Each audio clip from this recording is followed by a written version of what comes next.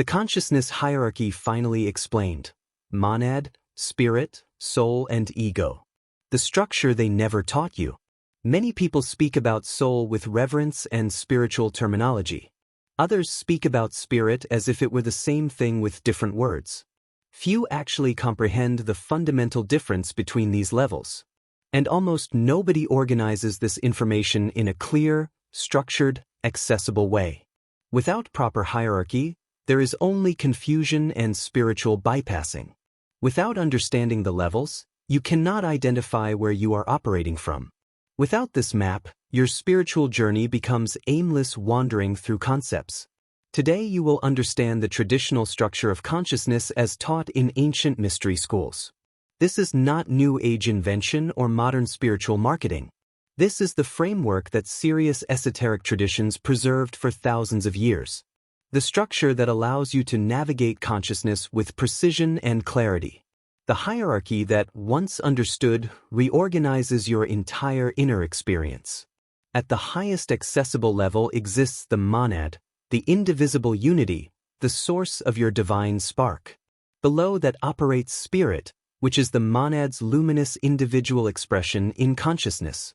Beneath spirit functions soul, the emotional and experiential field that learns through lifetimes. And at the densest level operates ego, the temporary identity constructed by material world conditioning. Most people spend their entire lives identified exclusively with ego level. They believe the thoughts, fears, desires, and reactions of ego constitute their true identity. They defend ego positions as if defending their very existence. Because from ego's perspective, any threat to its narrative feels like existential annihilation. But you are not ego. You are not even primarily soul. You are spirit operating through soul, experiencing limitation through ego. And beyond even spirit, you are monad experiencing temporary separation from itself. Understanding this hierarchy changes everything about how you relate to your own consciousness. Tonight you will learn the precise function of each level. How they interact, how they conflict, and how they can align. You will discover why most spiritual teaching fails. It addresses wrong levels. And you will understand that awakening is not transcendence but proper hierarchical reorganization. The monad, source of the divine spark. At the apex of the consciousness hierarchy exists the monad. In Greek, monas means unity, singularity, the indivisible one. The monad is not a level you achieve through spiritual practice. It is what you ultimately are beneath all layers of identification and experience. The monad exists beyond duality, beyond manifestation, beyond even consciousness as we understand it. It is pure potential, the unmanifest source from which all expression emerges. Every individuated consciousness is an extension, an emanation, a temporary expression of one monad. Not many monads, one monad experiencing itself through infinite perspectives simultaneously. This is where traditional teaching differs radically from modern spiritual individualism. Modern spirituality says, you are unique, special, an individual soul on a personal journey. Ancient teaching says, you are the one pretending temporarily to be many.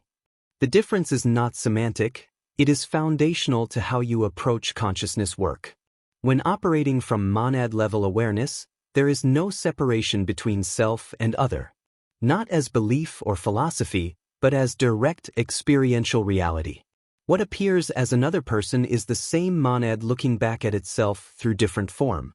What appears as conflict is the one playing both sides of every apparent opposition. But here is the critical understanding most teachings miss. You cannot maintain monad awareness while fully identified with lower levels. The ego cannot comprehend monad because ego exists through boundaries and separation. Soul can sense monad but cannot merge with it while attached to experiential learning. Even spirit, which is monad's direct expression, is still one step removed. Spirit is the interface between the absolute unity of monad and the relative experience of manifestation. Think of monad as the sun, and spirit as the ray of sunlight. The ray is not separate from the sun, but it has direction, focus, and individual expression. The purpose of spiritual work is not to reach the monad. You cannot reach what you already are and have never not been. The purpose is to remove the layers of identification that obscure your monad nature. Not to become the monad, but to remember that nothing else ever actually existed. Accessing monad awareness even briefly transforms everything permanently. Not because you learn something new, but because you remember what was always true. The search ends not through finding but through recognizing you were never lost. And that recognition is possible only when the lower levels stop claiming to be what you are. Spirit, the individual expression of unity. Below the monad but above soul exists what esoteric traditions call spirit. This is not the vague feel-good concept modern spirituality uses. Spirit is the specific individuated expression of the monad in consciousness. It is the eternal aspect of you that existed before incarnation and continues after body death. Spirit is where true will originates, not ego will based on desire and fear. Spirit will is alignment with purpose, with the specific expression the monad chose for this ray. When you feel deep inner knowing about your direction that transcends logic or emotion, that is spirit-level guidance attempting to reach your conscious awareness. Spirit does not learn or evolve in the way soul does. Spirit already knows what it is and what it came to express. The journey is not spirit's evolution but spirit's increasing influence over the lower levels. The spiritual path is making the personality transparent enough for spirit to shine through. Most people have experienced spirit-level awareness at some point in their lives. Moments of absolute clarity where you knew something beyond any doubt. Moments where petty concerns dissolved and you saw from a much higher perspective. Moments where you felt connected to something vast, purposeful, and unshakably real. But those moments fade because the lower levels reassert control. Ego says, that was just a feeling, now back to real life and survival. Soul says, that was beautiful but I have emotional processing to do. And gradually the clarity recedes until it becomes a distant memory you question. The key to stabilizing spirit awareness is understanding its proper relationship to soul and ego. Spirit is not meant to destroy or transcend the lower levels. Spirit is meant to organize and direct them according to purpose. Like a rider on a horse, the horse, soul/ego, has its nature, but the rider provides direction. When spirit assumes its proper position in the hierarchy, life becomes purposeful without being rigid, flowing without being chaotic. You still experience emotions but are not controlled by them. You still have personality but it serves expression rather than protecting false identity. The practices that strengthen spirit awareness are simple but not easy. Silence that goes beyond mere quiet to listening for what wants to be expressed through you. Truthfulness not as moral rule but as alignment between inner knowing and outer expression. Service not as obligation but as natural overflow of spirit recognizing itself in apparent others. Spirit does not seek enlightenment because spirit already is the light. Spirit seeks only to illuminate the lower levels sufficiently for them to cooperate. This cooperation is what ancient traditions called the sacred marriage. Not the destruction of ego or soul, but their proper subordination to spirit's guidance. Soul, the experiential and emotional body. Below spirit exists soul, the experiential and emotional field of consciousness. This is where most spiritual seekers actually operate most of the time. Soul is not bad or inferior, it serves a crucial function in the hierarchy. Soul is what learns, grows, evolves, and accumulates wisdom through experience. Unlike spirit which already knows, soul discovers through trial and error. Unlike monad which simply is, soul becomes through interaction with manifestation. Soul is the bridge between the eternal nature of spirit and the temporary nature of ego. It carries essence forward through lifetimes while ego is rebuilt fresh each incarnation. The soul level is where karma operates, where lessons accumulate, where patterns repeat. When you reincarnate, you carry soul memory forward even when conscious memory is wiped. This is why certain people feel immediately familiar or immediately conflictual. This is why certain lessons repeat regardless of how many times you change external circumstances. Soul communicates primarily through emotion, intuition, and resonance. When something feels deeply right or deeply wrong beyond logical explanation, that is soul-level knowing based on accumulated experience across lifetimes. Soul has been here before, soul remembers what ego cannot access and what spirit already transcends. The mistake most spiritual seekers make is stopping at soul-level work. They process emotions endlessly, heal childhood wounds perpetually, clear karma indefinitely. This work has value and is necessary, but it is not the destination. Soul work prepares the field, but spirit provides the direction and monad provides the reality. Soul can become trapped in its own processes and patterns. Healing journey can become permanent identity rather than temporary phase. Processing emotions can become avoidance of spirit-level truth that would cut through everything. Soul loves its stories, its growth narratives, its sense of meaningful progress. But spirit does not care about soul stories, spirit cares only about truth and purpose. When soul is properly subordinated to spirit, emotional processing serves expression, not maintenance. Healing happens quickly because soul stops identifying with wounds. Growth occurs naturally because soul stops needing to feel special through suffering or transformation. The soul's highest function is to become so refined, so transparent, that it perfectly reflects spirit's light without distortion. Not to dissolve or transcend, but to clarify. Like polishing a mirror until it reflects without adding its own image to what it shows. Practices that work with soul level include genuine shadow work, emotional honesty, examining patterns across relationships and situations, past life exploration when relevant. But all of this must be done with spirit-level awareness providing context. Otherwise, soul work becomes circular, processing the same material endlessly without resolution. The temporary constructed identity. At the densest level of the hierarchy operates ego, the temporary constructed identity. Ego is not evil, not something to destroy, not the enemy of spiritual awakening. Ego is a functional necessity for operating in material density and physical form.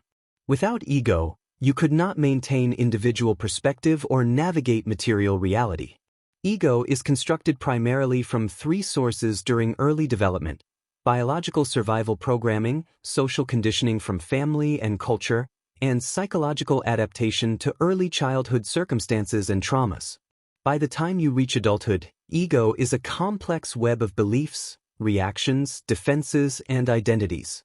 The fundamental error of ego is claiming to be what you are rather than what you are using.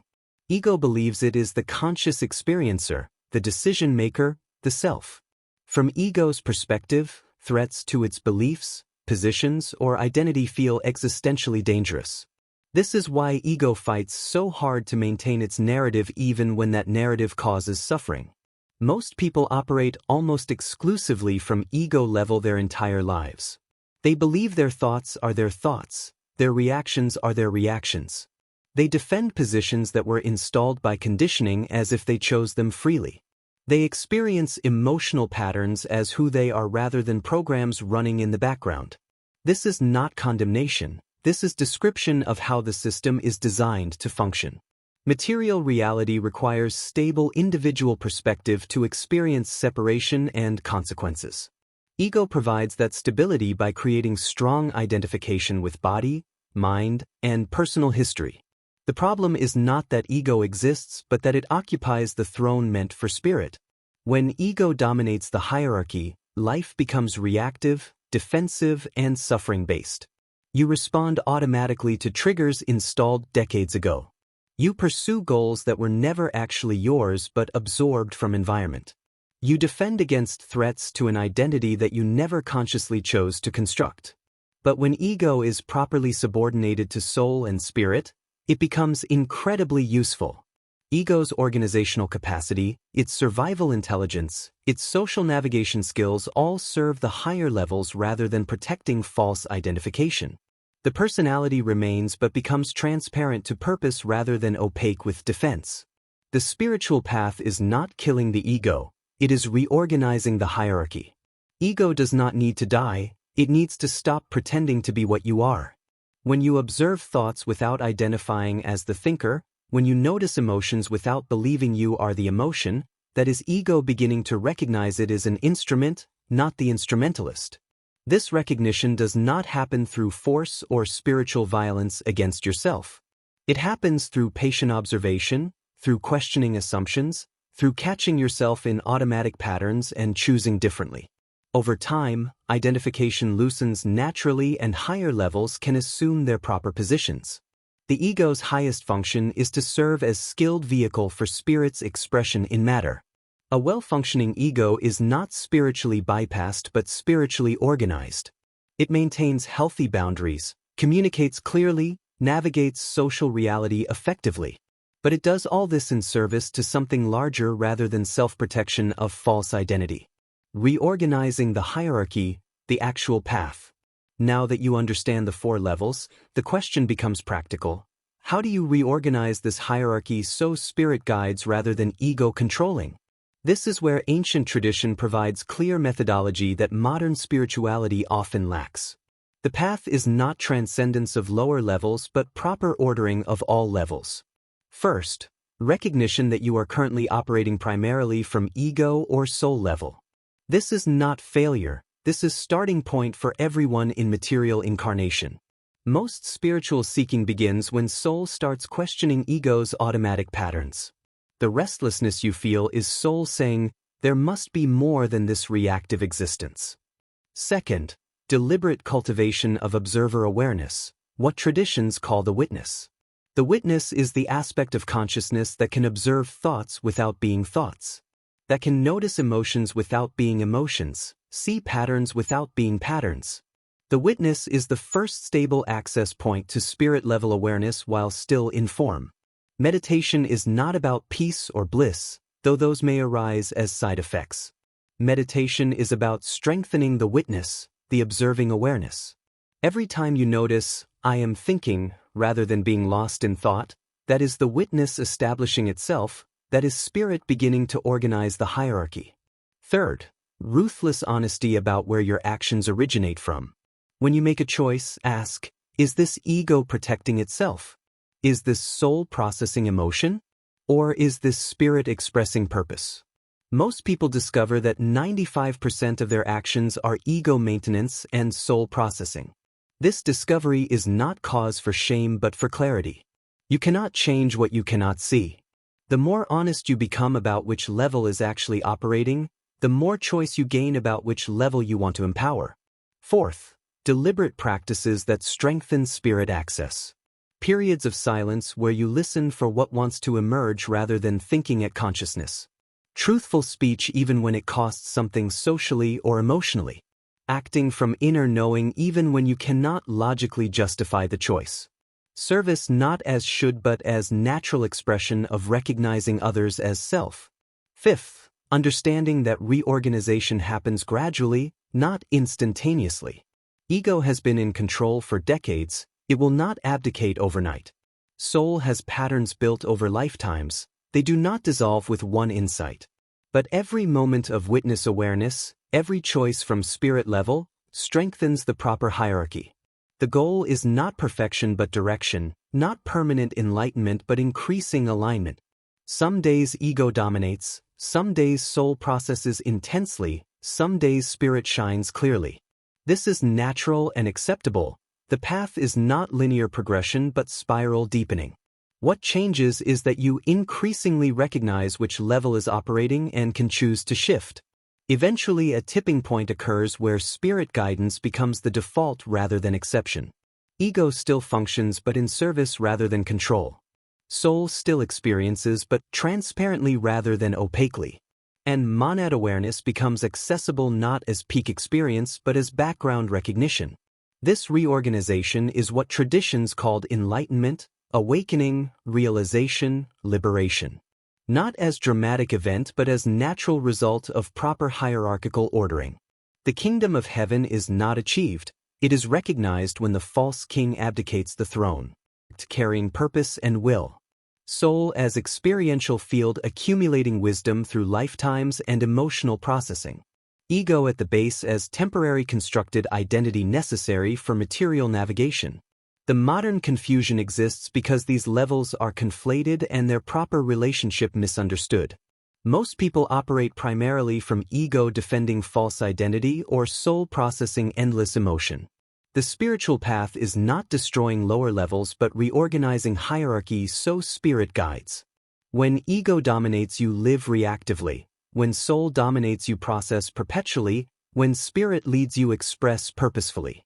Awakening is not transcendence but proper ordering where each level serves its function. Ego becomes skilled vehicle rather than false identity. Soul becomes clear reflection rather than distorted lens. Spirit assumes its rightful position as guide and director of the entire system. And monad awareness becomes accessible as the ultimate reality beneath all temporary expressions. The method is cultivating witness awareness that observes from spirit level without identification. Ruthless honesty about which level currently operates in any moment allows conscious choice. Patient practice strengthens spirit access until proper hierarchy becomes natural default. This is the ancient path, the traditional teaching, the structure that actually works when applied.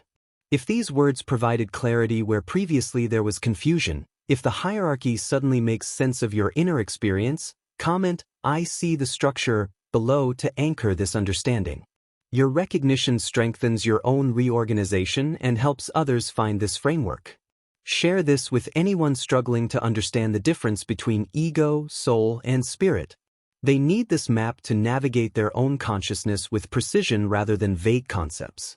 This teaching was preserved in mystery schools specifically because it provides actual structure for awakening. Without hierarchy, there is only confusion. With hierarchy, there is clear path forward. Subscribe and activate notifications because more traditional teachings about consciousness mechanics and practical awakening are being revealed. You found this video because some part of you recognized the need for this specific framework.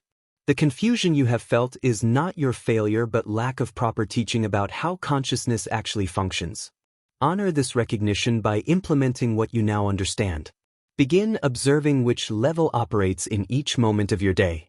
Strengthen the witness that can observe without identifying. Allow spirit to gradually assume its proper position as guide rather than ego defending false throne. You are not your thoughts, not your emotions, not even your soul's journey. You are spirit expressing through soul and ego in service to monad's infinite game.